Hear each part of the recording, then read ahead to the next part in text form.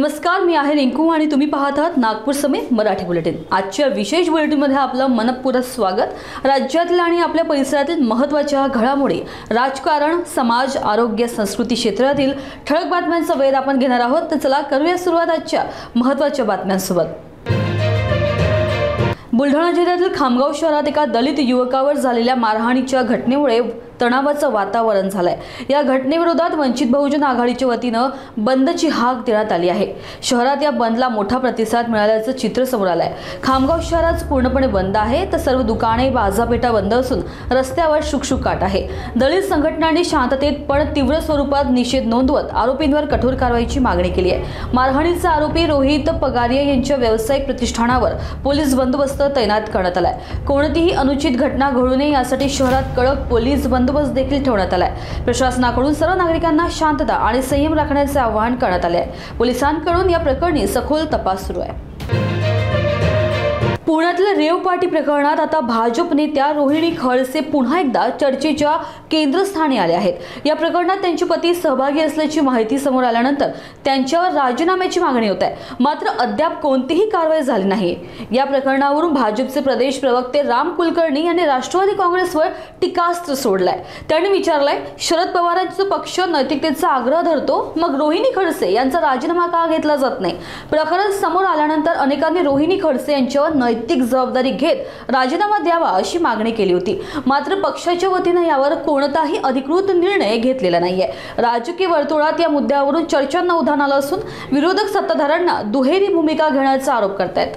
शरद पवार पक्षाचे ज्येष्ठ नेते एकनाथरावजी खडसे साहेबांचा जावई प्रांजल खेवलकर, जो त्यांच्याच महिला आघाडीच्या अध्यक्षा रोहिणीताई खडसे यांचे पती आहेत, पुण्यातल्या एका फ्लॅटमध्ये खराडी बायपासच्या पोलिसांच्या धाडीत रेव पार्टी करताना तो पकडला। मग ड्रग्ज पकडले, गांजा पकडला, अफू पकडली, दारूच्या बाटल्या, मुद्देमालासह हस्तगत केले। काही त्याच्यासोबत गुन्हेगार, एकूण 7 आरोपी। आम्हाला अशी अपेक्षा होती की जे रोहित पवार जयंतराव पाटील प्रदेशाध्यक्ष पदावरून पायी झाल्यानंतर पक्षामध्ये सक्रिय झाले, कारण कळत नाही, पण मागच्या 8-10 दिवसापासून सत्ताधाऱ्यांच्या चुकावर अंकुश ठेवणाऱ्यापैकी मीच आहे। हातभर मोबाईल फुटुस्तर त्यांचे ट्विट पडतात। मी वाट पाहत होतो की त्यांचं ट्विट असं येईल की प्रांजल खेवलकर यांची जबाबदारी रोहिणी खडसे यांनी घेतली आणि त्यांची हकालपट्टी केली। बोलले नाहीत, उलट त्यांनी राजकीय शंका व्यक्त केल्या। या प्रकरणामध्ये सुप्रियाताई बोलल्या नाहीत, सुषमा अंधारे बोलल्या नाहीत। या उलट चोराच्या उलट्या बॉम्बा म्हटल्यासारखं याच्यामध्ये काहीतरी राजकारण आहे। अहो, तुम्हाला पोलिसांनी पकडलंय, हस्तगत केलंय, तुमची हिस्ट्री तशीच आहे। मला एक वाटतं की नैतिकता जर शरद पवारांच्या राष्ट्रवादी पक्षामध्ये असती तर सुप्रियाताई असो किंवा रोहितदादा पवार यांनी रोहिणीताई खडसेंना पदावरून हकालपट्टी केली असती। तशा प्रकारची आजही मागणी करतो, कारण तुम्ही आदर्श म्हणून तरी समाजासमोर दाखवणार काय? आणि म्हणून खऱ्या अर्थाने रोहित पवार यांनी या संपूर्ण प्रकारात न्यायाची भूमिका घ्यावी। आपला तो बबल्या आणि दुसऱ्याचं कार्ट असं कसं चालेल? नागपूरमधून बोलताना विरोधी पक्षनेते विजय वडेट्टीवार यांनी कोकाटे यांच्या राजीनाम्याची जोरदार मागणी केली आहे। त्यांनी सरकारवर भ्रष्टाचाराच्या मुद्द्यावरून घणाघात केला आणि भाजपवर काँग्रेस नेते फोडण्याचा आरोप देखील केला।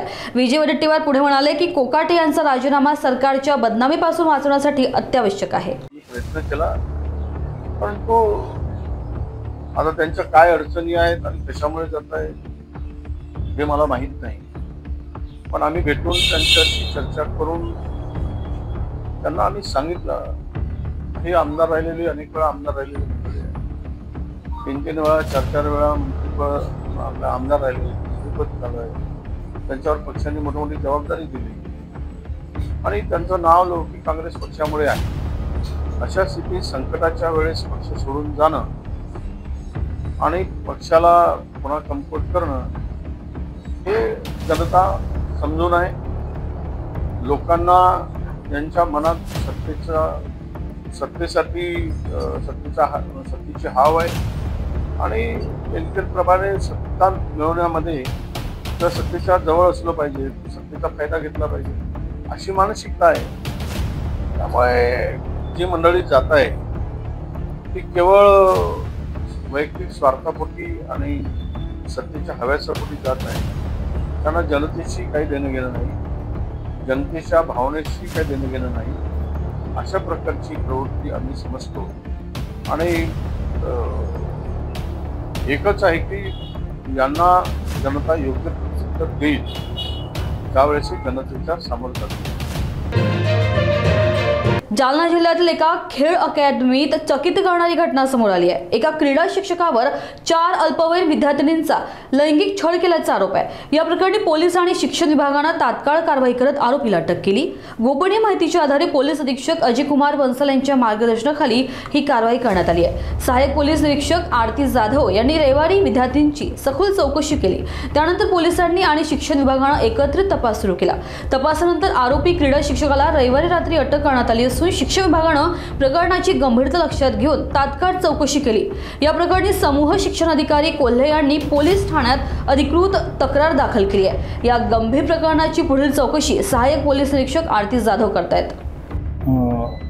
जिल्हा परिषद अंतर्गत निवासी क्रीडा प्रबोधिनी आहे कदीम जालना पोलीस स्टेशनच्या अंतर्गत.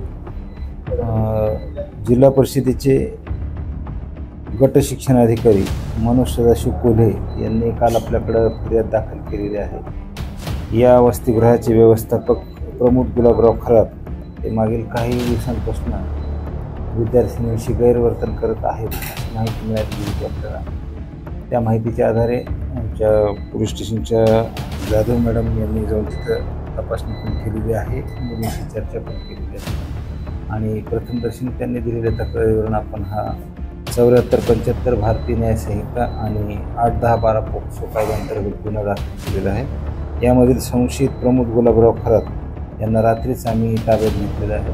त्यांना आज आम्ही माननीय कोर्टासमोर हजर करणार आहोत आणि पुढील तपास करणार आहोत. एकाच विद्यार्थ्यांचं निधन झालं की 20 विद्यार्थ्यांची संख्या एकपेक्षा जास्त?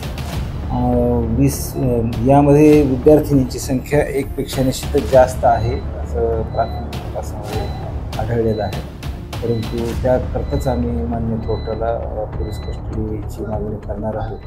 आणि अजून यापुढे जे इन्व्हेस्टिगेशन आहे प्रत्यक्ष जाऊन महिला अधिकाऱ्यांकडे तपास आहे, त्या स्वतः तपास करत आहेत. तपास करून अन्य काही मुली पीडित आहेत का यावरची खात्री करणार आहोत आणि त्याप्रमाणे पुढील कारवाई करणार. तर आजच्या मराठी बुलेटिनमध्ये इतकंच. महाराष्ट्रातील प्रत्येक महत्त्वाची आणि विश्वसनीय बातमी सर्वात आधी जाणून घेण्यासाठी जोडलेले रहा नागपूर समय न्यूज सोबत. पहा, जागरूक रहा, कारण इथेच मिळतात सर्वात अचूक बातम्या सर्वात योग्य वेळी. आणि आपल्या कुटुंबाची काळजी घ्या. नमस्कार.